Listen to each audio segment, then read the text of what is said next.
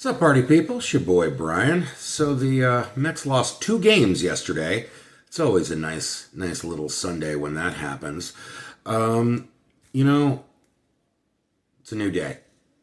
It's a new day and a new pack of 1982 Fleer, the blurriest and weirdest cards ever put into a pack. Let's take a look. Okay, there is someone very cool on the back that I'm very excited to talk about.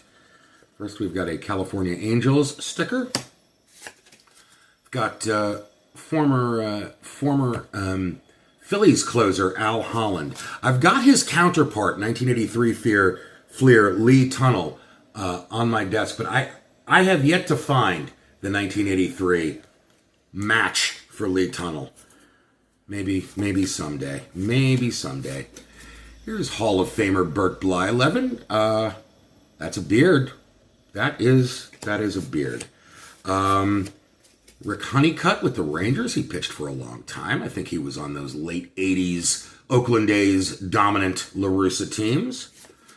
Tommy Herr, second baseman for the Whitey Herzog Cardinals. He was a Met for a hot minute and just always on base for those Cardinals in 85, 87. Just always on base. Infuriating. Jerry Martin. Steve Kemp, no beard. We've discussed beard, no beard. Perfect game pitcher, Len Barker. Ooh, this is one of the worst baseball cards ever printed. Why does it look like this? Why didn't they get Morris's entire body in the shot? Why didn't they frame it so 2/3 of the picture isn't sky? What were they thinking? And this is why I love 1982 Fleer. Only in 1982 Fleer are you going to get a photograph this horrible. Bruce Bochy, not Bruce Bochy, Bruce Bochy, who was actually an all-star first baseman for the Mariners. Not a bad pitcher. Dennis Lamp bringing the stash. He always brought the stash. Real Elliott Gould kind of look there. Dave Smith, who was a closer for the Astros and Cubs. He blew many games in the 1986 NLCS to the Mets. And now I know that picture was taken at Dodger Stadium. John Henry Johnson with just a beautiful head of hair. I mean, you can't get any better than that. It's gorgeous. New Jersey's own John Montefusco, 1975 National League Rookie of the Year. He's still alive. And he did some time. He did some time in the late 90s for, I don't want to talk about it. You can Google that.